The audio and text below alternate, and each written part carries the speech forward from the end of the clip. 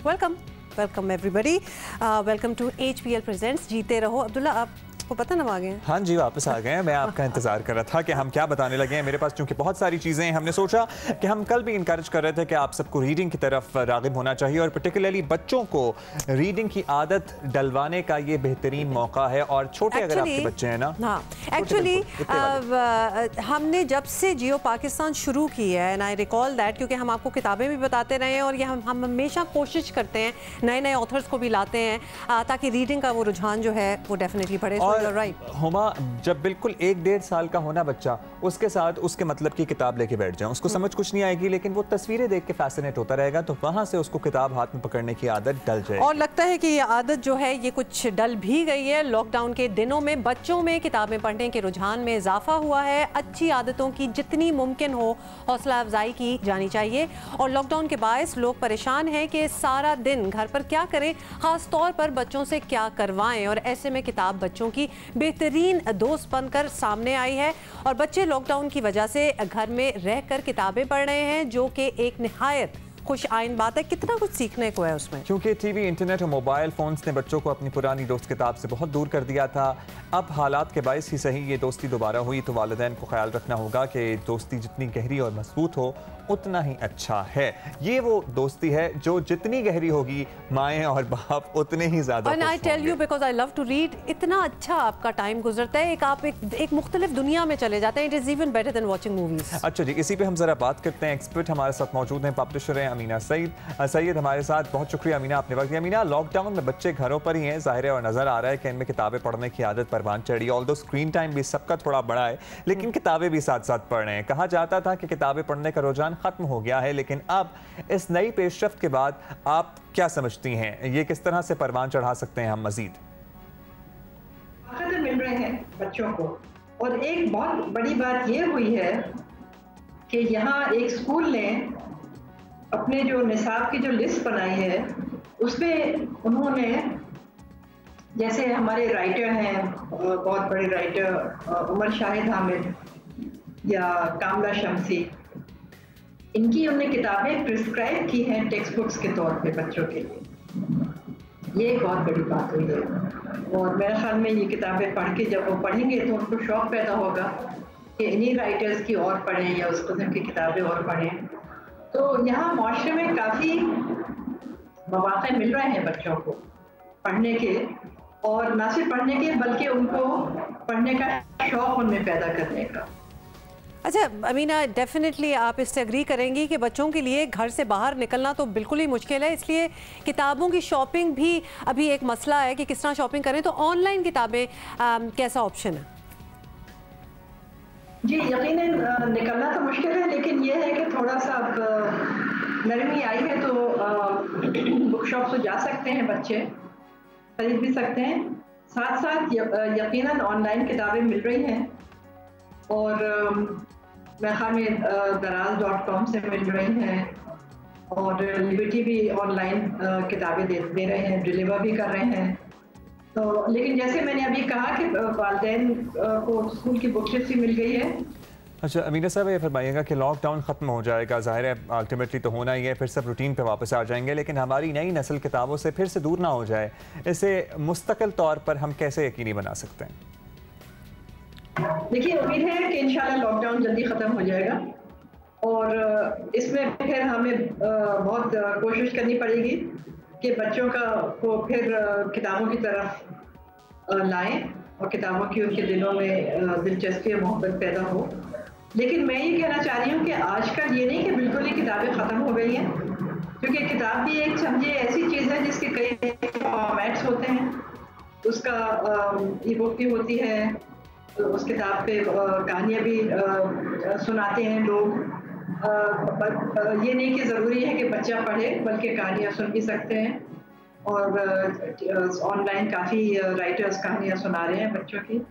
तो ये उनमें उनकी दिलचस्पी कायम रहेगी और इंशाल्लाह लॉकडाउन के बाद तो अगर यहाँ शुरू होंगे जैसे मेले या कुछ, तो चिल्ड्रंस लिटरेचर फेस्टिवल भी शुरू हो जाएगी।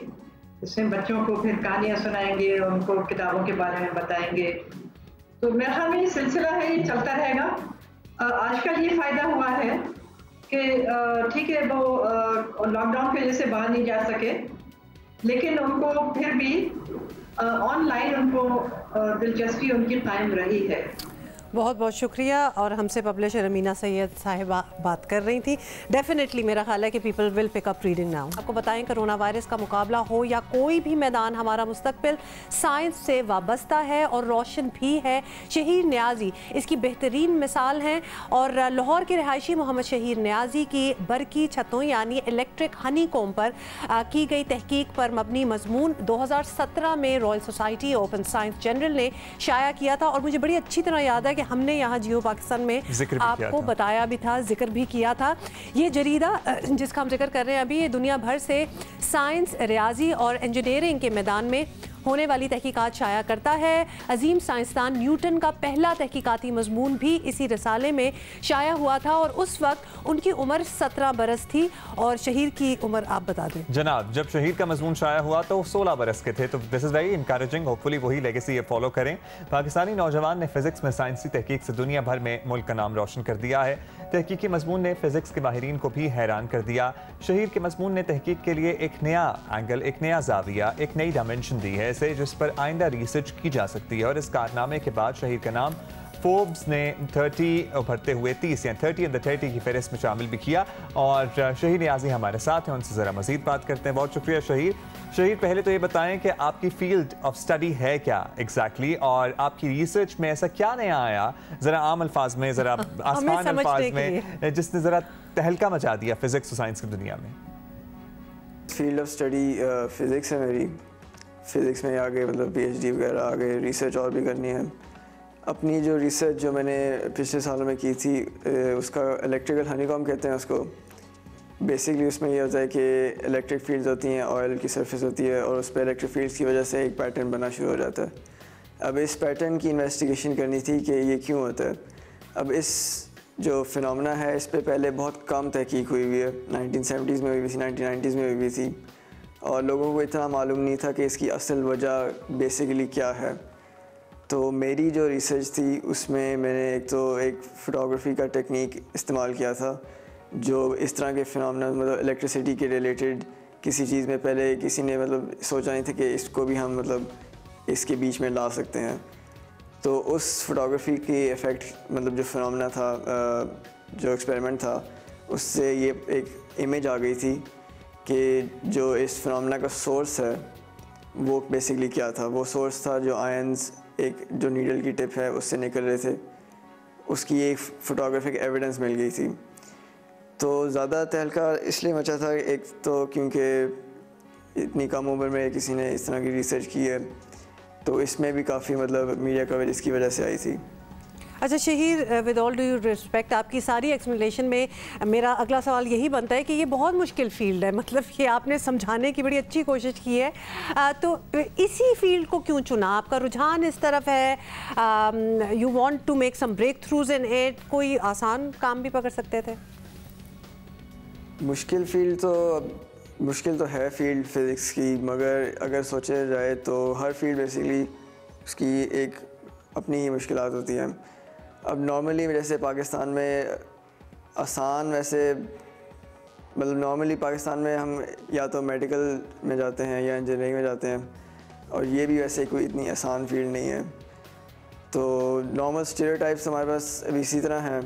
तो मैंने बचपन से अब शौक़ था फ़िज़िक्स वगैरह का, रिसर्च एक्सपेरिमेंट्स भी घर में करता रहता था, चीज़ों के साथ खोलता रहता था, जो भी मिलता था उसके साथ एक रिएक्शन ट्राई करता था कि कुछ ना कुछ हो जाए इसमें।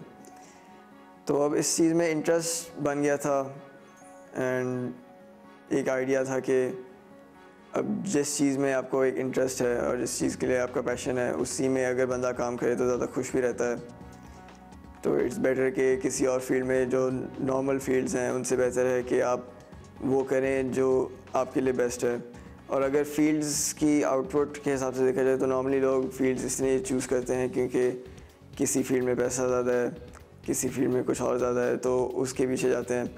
मगर अगर आप एक ऐसी सोच अपनाएं कि जिस भी फील्ड में आप जाएं, अगर उसमें जिसको आप अगर आप उस चीज़ को पसंद करें, अगर वो आप उस चीज़ में अच्छे हैं, तो कामयाबी उसी चीज़ में आपको मिल जाएगी। सो ट्रू शहीद, और शहीद को हम यही कहेंगे कि जीते रहो।